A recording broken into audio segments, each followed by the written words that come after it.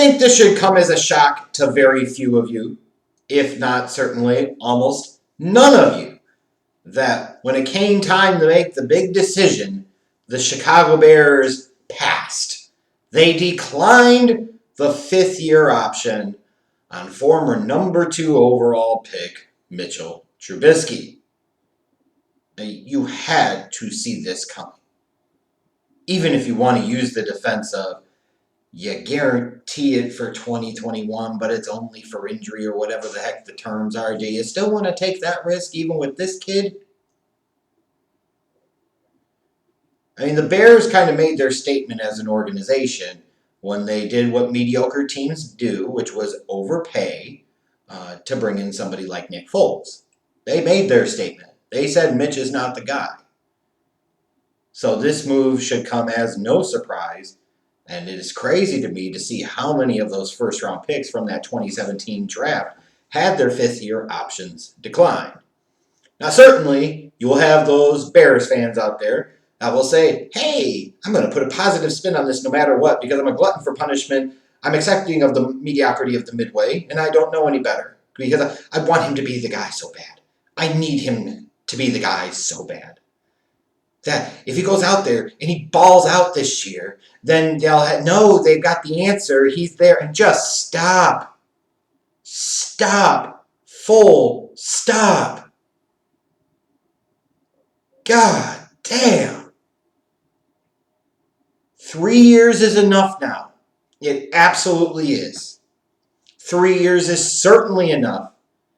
And when you talk about going into his third season where people foolishly thought there was going to be a big progression, or at least some progression out of this kid, which is notably when you would typically see major progression out of a young quarterback. Instead, you saw quite sizable regression. And sure, you're going to have the clowns that point to one misleading stat or one misleading clip online or on Twitter or on YouTube or something to say, see, he's actually not the bad. Yeah, he stinks. It doesn't make you a bad Bears fan for saying so. It doesn't make you a bad football fan. It does not make you a bad person for admitting the truth. Ryan Pace effed up. He took the wrong damn quarterback. And the quicker everybody realizes that, the better off it is for everyone. Like, you spent 6 years hoping and praying Sexy Rexy was going to be the guy he was. You spent 8 years in the Jay Cutler experience hoping he was going to be something that he never was and never was going to be. Wouldn't you rather cut the cord early? Especially knowing, from a cynical standpoint, the history of this Bears organization, that if they make a decision at the quarterback position more often than not, you can have confidence it's the wrong damn one. Like ding dong dumb dicks, the reality is smacking you straight in the face. And I want to emphasize again, admitting that doesn't make you a bad Bears fan. Admitting that doesn't make you a bad fan, a bad person, none of that. Foolishly having hope for something that will not happen makes you naive and helps you to feed into the mediocrity of the McCaskey midway that we've seen for so many decades now, and you need to get over that. But that doesn't make you a bad fan if you come around and say, oh my God, you know what? Trubisky does suck. Mitch ain't the man. He's not. And in all honesty, I actually feel really bad for the kid. I really, really do. Because he's not a bad person. All indications are he's a good kid, works hard. He just is not a good football player. He just is not an NFL starting caliber quarterback that you could count on to win you games. He's just not that dude. And I in particular feel bad for him because he cannot control the situation that he was brought into. He cannot control the environment that he is surrounded by. He can't help that 2 elite-level quarterbacks were drafted after him in 2017, and Patrick Mahomes and Deshaun Watson. That's on Ryan Pace, the general manager that drafted him, for making the wrong decision. That's not on Mitchell Trubisky. It's not on Mitchell Trubisky that after 1 year as a starter, he decided to declare for the draft and somebody was dumb enough to trade up from 3 to 2 to take him second overall. That's on Ryan Pace and the Chicago Bears, not Mitchell Trubisky. It's not Mitchell Trubisky's fault that he got drafted by an organization that clearly has demonstrated time after time after time after time that they have no damn clue about the quarterback position, let alone 21st century football. So from Jump Street, he's coming in at a significant market disadvantage. And then a general manager and a front office that continues to want to build a roster in the same way that so many other general managers and front office people with the Bears have built it before. Let's build it on the running game. Let's build it on the defense because that's Bears football. No.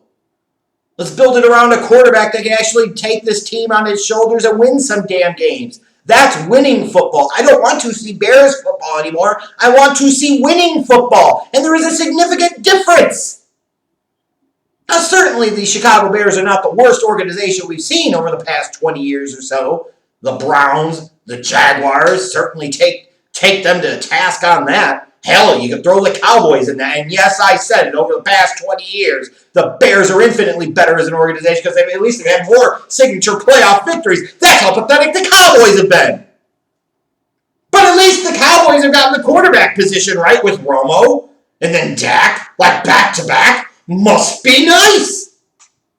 Just speaks to the incompetence of Jerry Jones and that organization that they actually got the quarterback position right and they can't do shit with it.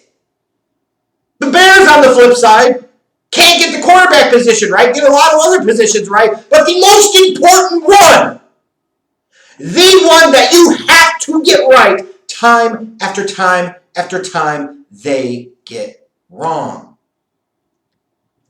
And again, that's not Mitchell Trubisky's fault. He can't help that his general manager traded away 2 first-round picks for an edge rusher. Now, granted, at the time, I was down for the Khalil Mack deal because I knew that meant they were going to win the division in 2018. And once that happens, you never know once you get to the playoffs. But that's me being an idiot and me actually being emotional as a fan, and I need to be better at that and learn my lessons and stop doing that crap. Because what that really says is the general manager doesn't know what the hell he's doing in the draft, and his first-round history clearly indicates as such. That's why he took Mitchell Trubisky at number 2 overall after trading up to get him because he can't have any damn patience like a kid in a candy store with his $5 allowance. Can't wait till next week and let it grow into anything. I need that gobstopper and I need it right now. You know, he can't help that this organization, this dumb organization, continues to try to build their roster in the same way that consistently has proven to not be effective, that has consistently led to there not being more Lombardi trophies in Hallis Hall, hell, even more Hallis trophies in Hallis Hall. That's not his fault. But the reality is, who gives a crap about work ethic? Who gives a crap about attitude if the kid can't play? He can't play. It'd be one thing if he was like Cade McSuckass, where he didn't work hard, he was a fuck off. Like, that's one thing. Mitchell isn't that. But at the end of the day, it doesn't matter. If Mitch sat there and was out at the strip clubs till 4 a.m. sniffing coke off a stripper's butt cracks and sitting there and having 8-ways in the fucking alleyway or hallway, but he came out on Sundays and he balled out, who gives a crap? More power to you. Maybe more of your teammates need to be joining you. But he ain't doing that. Not about the other part. He's not balling out. You still got these Bears fans that say, well, if he balls out, stop with the ifs. He's not going to ball out. When has he ever really, truly put together a stretch of football that you can point to and say the kid has actually balled out? He hasn't. And don't you dare say he has. I am many things. A jerk, arrogant, ass, condescending, all of that fair. Sometimes, frankly, the way you guys come at me on the internet, you deserve it. Sometimes it's just me being me. But the one thing I can't say is that when it comes to this, that I'm off the money. And you know I'm not off the money. And for some of you, that aggravates you and you don't want to admit the truth. And no matter how much I present to you in terms of evidence to sit there and suggest like how obvious reality is, you just won't accept it because you're being naive and dumb and buying into the mediocrity of the McCaskey Midway. That's what you're doing. Mitchell Trubisky is not a good quarterback. And to me, in my opinion, the fact that the GM who took him number 2 overall and ultimately decided to decline picking up his 5th-year option still has a job makes me sick to my stomach. So you blew it on the quarterback, but you get to keep your job? The most important position, the most important decision, and you screwed it up horribly. And yet you still have a job. That's not Mitchell Trubisky's fault. Hell, at this point, that's not even Ryan Pace's fault. That's the accountant Ted Phillips' fault. That's George McCaskey's fault. That's Virginia McCaskey's fault. And that's the fault of Bears fans who continue to pay money for season tickets to watch this clearly inferior, mediocre product. It's the truth.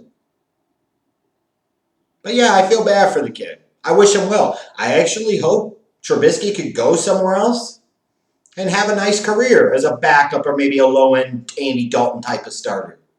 No ill will. Again, it's not his fault. He got taken by an idiotic general manager and put into a crappy organization in a very crappy situation where they're determined to try and build a model of a franchise built on Bears football, which ain't won shit in over 30 damn years. But the one thing you guys gotta do, is you gotta let it go. He is not good. He is not going to ball out.